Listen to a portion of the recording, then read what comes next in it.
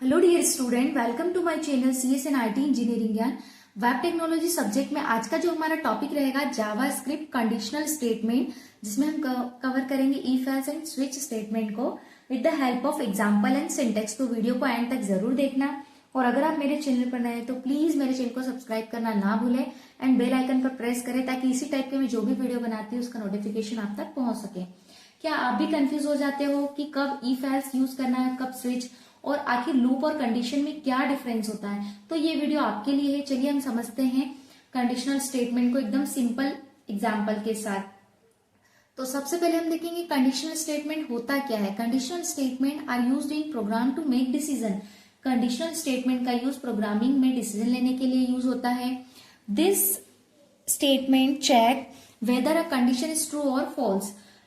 Conditional statement में क्या होता है, ये चेक करते हैं कि कंडीशन ट्रू है या फॉल्स, है ना। And based on that they decide which part of the code should run. और उसके बेसिस पर डिसाइड करते हैं कि कौन सा कोड चलेगा, रन करेगा। तो सबसे पहला हम देखते हैं इफ एल्स, है ना।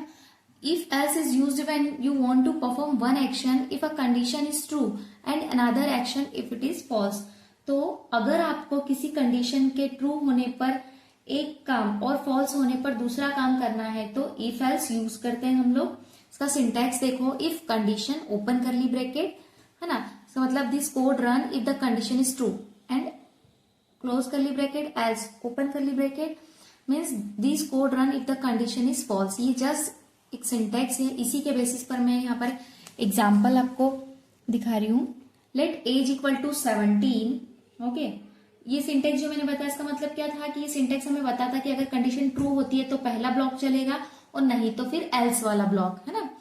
फिर इसका एग्जांपल देखो, एक मैंने वोटिंग एलिजिबिलिटी का लिया है। तो let age equal to 17, if age greater than equal to 18 console log you can vote. तुम वोट कर सकते हो, है ना। Then else console log you are too young to vote. अब इसका मतलब क्या हुआ, यहाँ पर जो एज है ना, एज नाम का एक वेरिएबल है जिसका वैल्यू हमने 17 लिया है। If age greater than equal to 18 मतलब चेक करेगा कि क्या एज 18 या उससे ज्यादा है। अगर हाँ तो प्रिंट करेगा यू कैन वोट, तुम उससे ज्यादा है तो आप वोट कर सकते हो। अगर नहीं तो प्रिंट करेगा कि तुम वोट नहीं कर सकते हो। मतलब अलग अलग आउटपुट बेस्ड ऑन कंडीशन जो हमने एल्स लगाई है ना। फिर नेक्स्ट देखो यहाँ पर स्विच स्टेटमेंट। स्विच स्टेटमेंट क्या होगा, switch is used when you have one variable and you want to check it against many fixed value like options। तो जब आपके पास एक वेरिएबल हो जिसको आपको मल्टीपल फिक्स्ड वैल्यू से कंपेयर करना हो तब स्विच यूज करते हैं। इसका सिंटेक्स देखो यहाँ पर, switch expression case value first जिसमें हम कोड रन करेगा। इफ एक्सप्रेशन वैल्यू 1 इसको ब्रेक करेंगे, केस वैल्यू 2 ऐसे डिफॉल्ट तक चलेगा, है ना। अब इसको हम एग्जांपल, ये जो सिंटैक्स है ये क्या है, ये बताता है कि एक्सप्रेशन किस वैल्यू के इक्वल है उसके अकॉर्डिंग कोड रन करेगा, है ना। अब इसका एग्जांपल देखो, उससे आपको क्लियर होगा। मैंने यहाँ पर एक और एग्जांपल लिया है डे ऑफ द वीक। इसमें मैंने क्या लिया है, एक रियल लाइफ एग्जांपल जिसका आपको अच्छे से समझ में आएगा। Like day equal to Sunday, है ना। स्विच डे एंड यहाँ पर देखो केस हमने सिंटेक्स में लिया था केस वैल्यू 1, तो केस हमने लिया मंडे। तो start of the week break किया, कैश में हमने फिर संडे लिया। देन कंसोल लॉग वीकेंड होता है हमने वो लिया, break default and regular day इस टाइप से हमने लिया। मैं इसको एक्सप्लेन करती हूँ। वेरिएबल डे, वेरिएबल जो डे है की वैल्यू संडे है, ठीक है। यहाँ पर वेरिएबल डे की वैल्यू संडे है।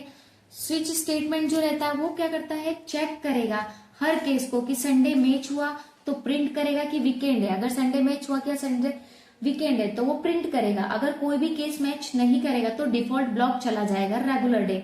जैसे हमने यहाँ पर लिखा मंडे, तो ये स्टार्ट ऑफ द वीक है मतलब ये रन करेगा, है ना। इस तरीके से मैच कर रहा है।